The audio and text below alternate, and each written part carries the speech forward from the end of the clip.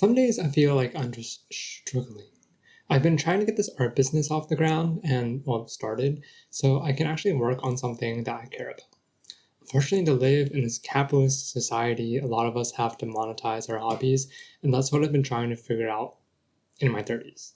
For the past few years, I've been reconnecting with my creativity, relearning how to write poems, learning to paint, trying to find my style while trying to learn the basics. I graduated with a bachelor's of arts in English, so writing poems wasn't foreign to me. I just haven't connected with that part of my brain in forever. But at the same time, learning how other artists make money off their art, because capitalism. And well, it turns out you kind of have to become a content creator, which I personally don't mind. It's just something it takes a lot of work learning how to make personable content that feels like me and not getting caught up in these statistics, numbers, and feeling like I have to follow the algorithm. It's hard. It's definitely hard.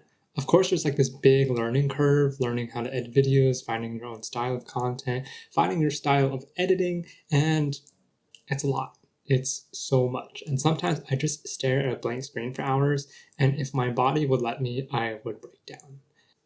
But along with trying to sell poetry and art and trying to make that a scalable business, my goals of the year were also to start teaching aerial acrobatics.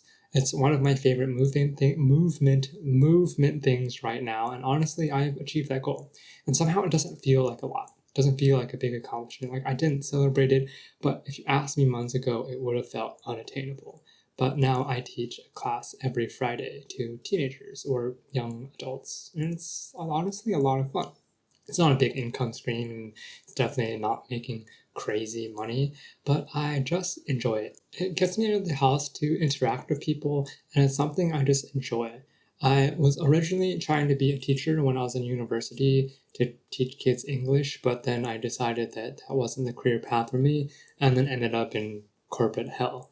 I've also been really struggling with comparing myself to other artists and business owners that I'm trying to learn from. Like, my poems don't hit hard enough, my paintings aren't as skilled, my ability to make meaningful content that connects with my audience doesn't hit the mark. And although I haven't gotten around to reading the book, I've been trying to live by this quote: you must be willing to be a bad artist. Give yourself permission to be a beginner. A quote from Julia Cameron from The Artist's Way. I know I should be kind to myself and I should take things step by step, build it slow and enjoy the process and learn along the way, but it's sometimes absolutely overwhelming. And along with getting lost in the admin and business side of things, I often forget that I enjoy writing poetry and I enjoy painting. And sometimes I forget that I haven't even left the house to do something creative or enjoyable for myself in weeks, like visit a museum or something. And I think there's like a lot of value in taking pauses and going on dates with yourself or artist dates, a term that I learned from watching Reba Reeves' vlogs.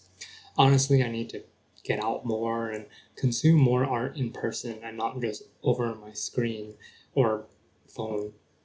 But honestly, even though I'm super frustrated now, I know that even through this learning curve and the struggling, I would rather do the struggling than continue struggling with my 9 to 5s. I think that era of my life is coming to a slow but transitional close. Corporate life gave me the stability that I dreamed about in my teens, a stable income, and more buying power to go on vacations. But these days, the literal mental toll that it takes on me is just not worth the time. I remember in the past, I was working for a startup for this guy named Dean, and he had like a yoga startup for teaching on demand programs for men. I thought it was a cool idea and it was quite successful and still is successful, but that self employed thing would never be for me. But look how the tables have turned as I now try to become self employed. I think that the lesson that I'm trying to learn from all this is that although I'm struggling now and it is a lot for my mental load, at least I'm struggling for me. And if you're also on this journey, and although you might also feel it's hard, I think we should all allow ourselves to be beginners and learn to be kind to ourselves.